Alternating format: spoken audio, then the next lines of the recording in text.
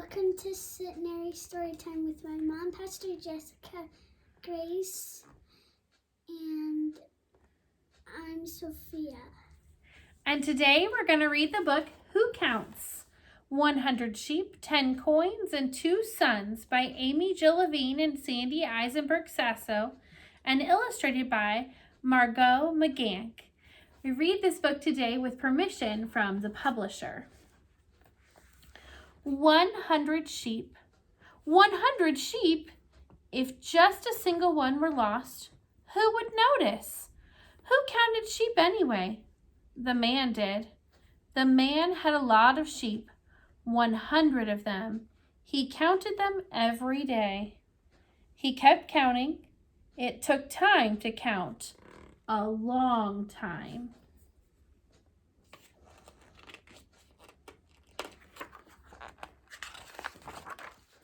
One day the man counted. Then he stopped. There were only 99. He must have made a mistake. He had 100 sheep, not 99. He counted again. Still, there were only 99. One of his sheep was missing. He was responsible for all the sheep, all 100 of them. Immediately the man went to look for the lost sheep. He walked and walked, but he saw nothing. He kept walking. He looked to the left, nothing. He looked to the right, nothing. He walked and he listened, still nothing. Then he heard it, a bleating sound. Ba! He ran toward the sound. There she was, the lost sheep. He had found her. She was too tired to follow him home, so he lifted her on his shoulders and carried her. He was so happy to have all his sheep together that he invited everyone to celebrate. Some people said, "What's so wonderful? It was only one sheep. You had 99 others." The man smiled. One sheep makes a difference. Without her, something is missing. Now my flock is complete. 10 coins, 10 drachmas, 10 silver coins. Every day the woman would count them. Then one day she counted 1, 2, 3, 4, 5, 6, 7, 8, 9. She stopped. She couldn't have made a mistake, but she counted again. She still counted only 9. 1 drachma was missing. She had lost one of her coins.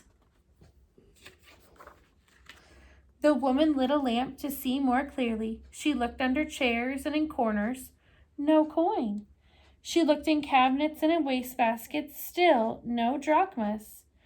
She took a broom and swept the floor. There were crumbs and dust, but no coins. It was her fault. She had lost the coin, and now she must find it. She searched again with the light and the broom. Finally, she saw something shining and heard a ping. She looked down, and there it was, the missing coin. She held the coin in her hand for a few moments, and then she carefully placed it with the other drachmas. She was so happy to have all her coins that she invited the women in the town to celebrate. Some people said, "What is so important? It was only one coin." The woman smiled. "Just one coin matters. Without it, something is missing. Now my collection is complete." 2 sons. A father had 2 sons. Easier to count than 10. Much easier to count than 100. One day the younger son wanted half of his father's money. It would be his eventually, but he could not wait. He was so restless and he wanted to travel. So the father divided his wealth in half and gave half to his younger son and half to his older son. The younger son went to a foreign land. There he had a great time doing whatever he wanted. But before long, he had spent all the money and had none left, not even to pay for food. There was no one to share even a crumb of bread with him, as there was little food in the land. The son went to work for a farmer to try to earn enough to buy something to eat. The farmer told him to go and feed the pigs. Even the pods the pigs ate looked good.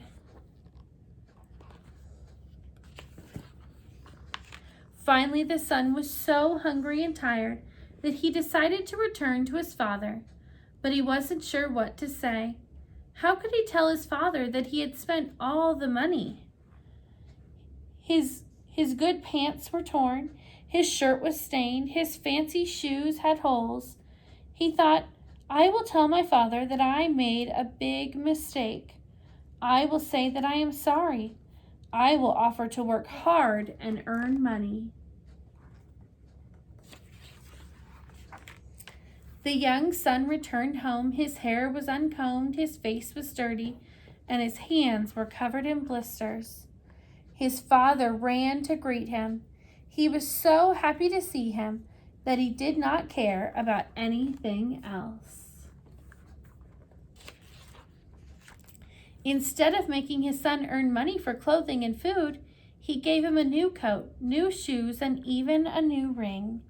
Then he invited everyone to his home to celebrate.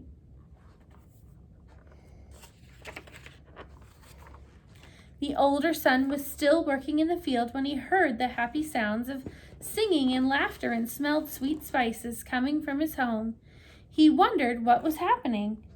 He stopped one of the neighbors who was heading to his house and asked, "What is going on?" The neighbor was surprised by the question. "Don't you know that your father is making a big party for your brother to mark his return?" The older brother did not know. When the father counted everyone who had come to the party, he realized that one person was missing. That person was his older son. He had forgotten to invite him. He ran out of his house to find the son. When the older son saw his father coming toward him, he turned away. He was sad and angry that no one had come to find him. His father spoke softly. "Your brother has come home. I invited all our friends to celebrate with us. You must come and be glad with us." He tried to hug his son, but his son folded his arms across his chest. The older son finally said to his father, "I have been with you all the years that my brother has been away. I did not waste your money. I did everything you wanted me to do. I never left you. But my brother did. Then you make a big party for him? You never had one for me. You didn't even invite me to his." The father thought, "I have 2 sons. 1, 2. I paid attention to my younger son, but I discounted my older son. I didn't realize that he felt lost." The father took his older son's hands in his own. "Please come and join the party. I love you. All I have is yours. Come and be with me and with your brother." "I have 2 sons." He counted 1, and he pointed to the house where the younger son was celebrating. He counted 2, and he put his arms around his older son. "Without you," he said, "something is missing. With you, our family is complete." The end. Thank you so much for joining us for story time today. I hope that this story that recounts 3 of Jesus' parables, or the stories he used to teach us, that they will help remind you that when we are lost, when we have turned away from God, when we have we feel distant from God, that God seeks us out, just like the shepherd sought out the sheep, just like the woman sought out the lost coin, and just like the father ran to his lost son. Jesus continues to seek us out even when we feel distant, and he draws us in and closer to him. So I pray that you would experience God seeking you out and drawing you in. Thank you again for joining us. Goodbye.